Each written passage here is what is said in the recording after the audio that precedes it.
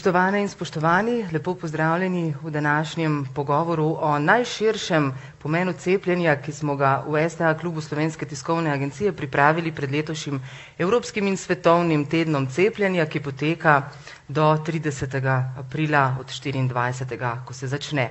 Svetovni teden imunizacije letos poteka pod geslom Dolgo življenje za vse in je namenjen spodbujanju uporabe cepiv za zaščito ljudi vseh starosti pred različnimi boleznimi. Kako na zaščito celotne populacije vpliva znižanje precepljenosti, vedno številčnejše migracije in kako poteka osveščanje o pomenu cepljenja, bodo spregovorili moji današnji cenjeni gostje, ki jih pozdravljam v živo tokrat in tega sem zelo vesela. Miroslava Cankar-Kac, specialistka šolske medicine, zdravstveni dom Slovenj Gradec. Lepo pozdravljeni, dobrodošli. Z nami je primarij docent dr. Alenka Trop-Skaza, Nacionalni inštitut za javno zdravje. Dober dan želim. Pa docent dr. Marko Pokorn, strokovni direktor pediatrične klinike. Dober dan. In pa Denis Baš, specialist pediater, zdravstveni dom Kamnik. Pozdravljeni. Velikokrat smo se v tem času videvali virtualno, danes pa v živo in tega smo vsi zelo veseli. Sicer pa nas lahko spremljate tudi preko neposrednega prenosa, kjer lahko sodelujete, spoštovani gledalci, tudi vi s svojimi morebitnimi komentarji oziroma vprašanji za današnje goste, ki jih lahko pošljete na klub.sta@sta.si in na vaše vprašanje bomo ob koncu današnjega pogovora tudi odgovorili. Docent Pokorn, začniva midva pri dejstvih, na katere mogoče marsikdaj pozabimo. Najprej, čemu so cepiva sploh namenjena in kaj so v zgodovini že izboljšala. Torej, zdaj jih gledamo na njih kot na nekaj nebodiga treba v zadnjem obdobju, tak občutek smo dobili sploh v zadnjih 2 letih, ampak če pogledamo zgodovinsko, kakšen dosežek so v zdravstvenem smislu cepiva. Ja, hvala lepa najprej za povabilo in seveda hvala za to vprašanje. Cepiva so v zadnjih nekaj 100 letih povzročila v bistvu velik napredek v javnem zdravstvu. Dejansko z razvojem cepiv in z njihovo široko uporabo se je breme infekcijskih bolezni bistveno zmanjšalo. Torej, tistih bolezni, ki so danes, proti katerim danes cepimo, nekaterih izmed njih v Sloveniji že dolga desetletja ne opažamo. Nenazadnje je treba povedati tudi, da za marsikatero od teh bolezni, ki jih preprečujemo s cepljenjem, učinkovitega zdravljenja nimamo. Tako da v bistvu smo v neki paradoksalni situaciji, da ravno zaradi uspešnega cepljenja proti nalezljivim boleznim določenih bolezni ne videvamo oziroma sploh več ne vidimo. In seveda je naenkrat v družbi zavest o potencialnih neželenih učinkih cepljenja bistveno večja od zavesti o samih nalezljivih boleznih, ki jih s tem cepljenjem učinkovito preprečujemo. Uspela je zdravstvo z cepljenjem izkoreniniti črne koze.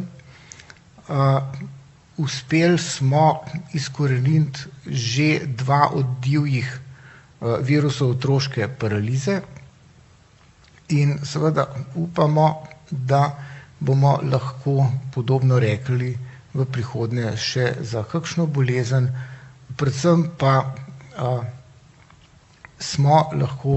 lahko rečem, treba se je ozreti samo nekaj 10 let v preteklost, pa vidimo v bistvu, kakšna je bila situacija, kar se tiče nalezljivih bolezni v Sloveniji, ob koncu 2. svetovne vojne, pa bi lahko res rekel, opazite razliko.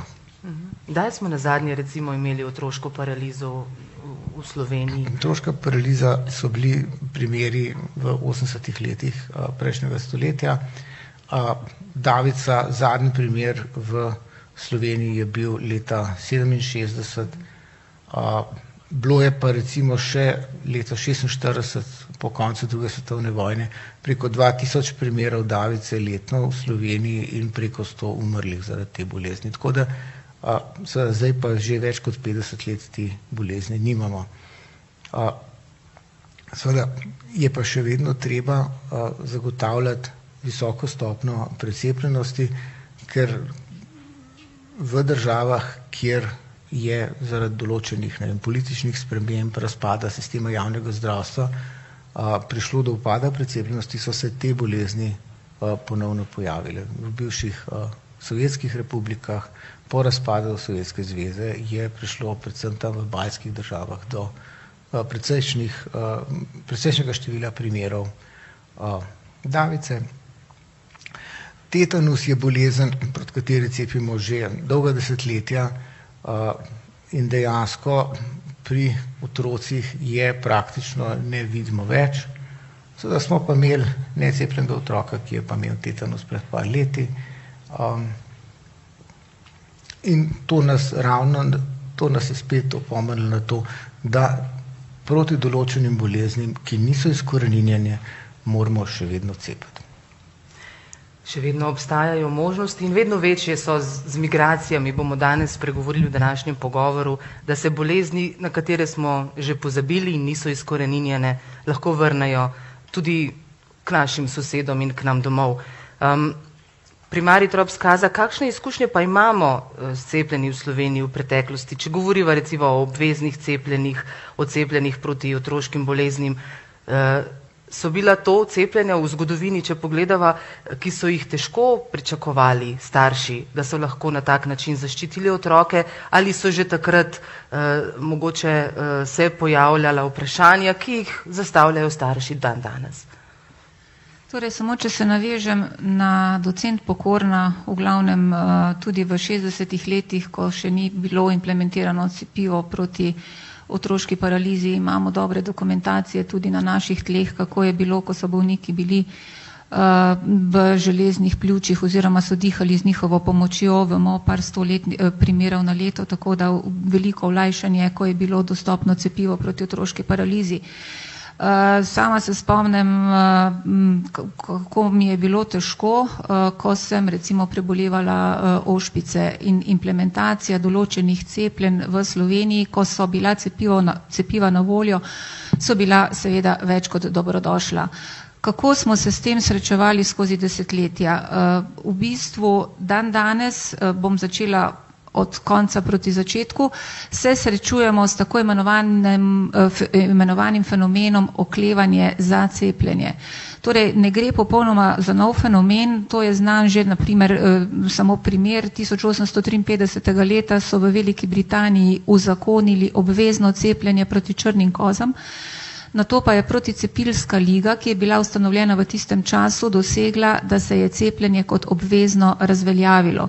Torej, fenomenalno, da cepiva so na voljo, dokazana je njihova učinkovitost, varnostni profil, pa so na trenutke bolj ali manj izražene skrbi o varnosti, učinkovitosti in se srečujemo s tem fenomenom oklevanja za cepljenje. Seveda, če se spomnim decembra leta 1999, ko je zaradi hemofilusnega meningitisa umrl 4-letni deček, takrat, če to cepljenje nismo imeli implementirano v naš obvezni program cepljenja, so bili ljudje starši na ulicah, mamice, otrok do 5 let, ker je pač bilo povedano, da je to bakterija, ki je zlasti nevarna za otroke do 5 let v smislu vnetja možganovine, možganskih ovojnic, sepse in seveda najhujšega, to je smrti. Zahtevale so cepljenje takoj in zdaj in takrat smo z velikanskimi napori uspeli pocepiti te najbolj ranljive in tudi implementirati to cepljenje v obvezni program cepljenja.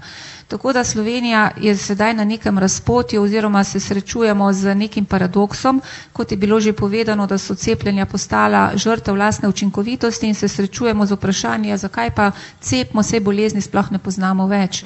Dejansko v Sloveniji, kako je cepljenje urejeno, mi imamo zakon o nalezljivih boleznih in v tem zakonu je obvezno cepljenje za večino otrok proti 9 nalezljivim boleznim in potem kasneje, ko smo uvajali cepljenje proti humanemu papilomavirusu, in proti invazivnim pnevmokoknim okužbam, je bilo to uvedeno kot priporočljeno, seveda z soglasjem staršev. Seveda imamo v našem zakonu tudi druge posebne okoliščine, kjer je cepljenje obvezno. Naj samo pač pojasnim, da za osebe, ki so pri svojem delu, torej za odrasle, poklicno pač izpostavljene osebe, tudi je opredeljeno vezano na tako imenovano oceno tveganja, katero cepljenje proti katerim nalezljivim boleznim je za določen poklicni profil še posebej priporočljivo oziroma obvezno in pač zato so odgovorni naši kolegi, specialisti medicine dela, prometa in športa.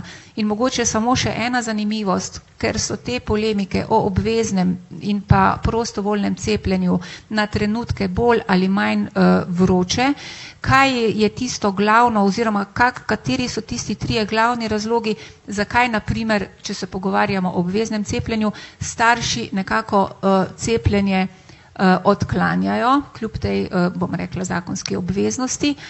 Med razlogi je na prvo mesto, da dvomijo v varnost, učinkovitost cepiv, seveda tukaj je lahko tudi določen podton, da ne zaupajo odločevalcem aktualni politiki.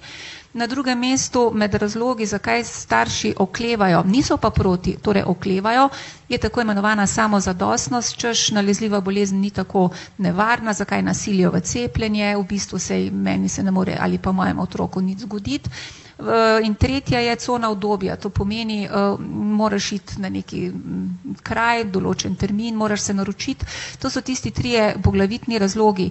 Zanimivo pa je tudi, da je pač ena velika slovenska raziskava, ki so jo vodili kolegi v letih 2015-2017, glede stališč ključnih javnosti do cepljenja pokazala, da približno 50% mladih mamic, takrat so spraševali mlade mamice, blizu 2000 jih je bilo potem v končnem vzorcu, da nekako zaupajo v cepiva in cepljenja slaba polovica, da tistih pa, ki pod nobenim pogojem se ne bi odločile, ne glede na posledice, da bi se odločile za cepljenje svojega otroka, je bil pa slab odstotek. Več kot 30% pa je bilo takšnih, ki so nekako kolebale in dejansko bi želele biti bolj opolnomočene, imeti več informacij glede cepljenja. In še zanimivo, to, kar pa mene preseneča, ker pač sem iz ene druge generacije, da pretežno si želijo imeti tiskanih gradiv.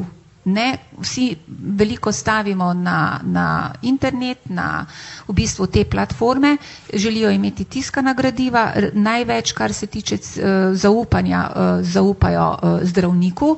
In še to je bilo zanimivo, da tiste, ki pa dejansko so obiskovalke interneta, zaupajo mnenjem uradnih inštitucij, med tistimi, ki pa dejansko so bile skeptične do cepljenja, približno slabih 10%, pa tiste, ki pač so aktivne na spletnih forumih. Tako da tudi tukaj ločimo določene skupine, predvsem pa, še enkrat ponavljam, želijo si imeti tiskanih medij, tiskanih gradiv, tega je kar precej, tako da seveda to so nekakšni razlogi.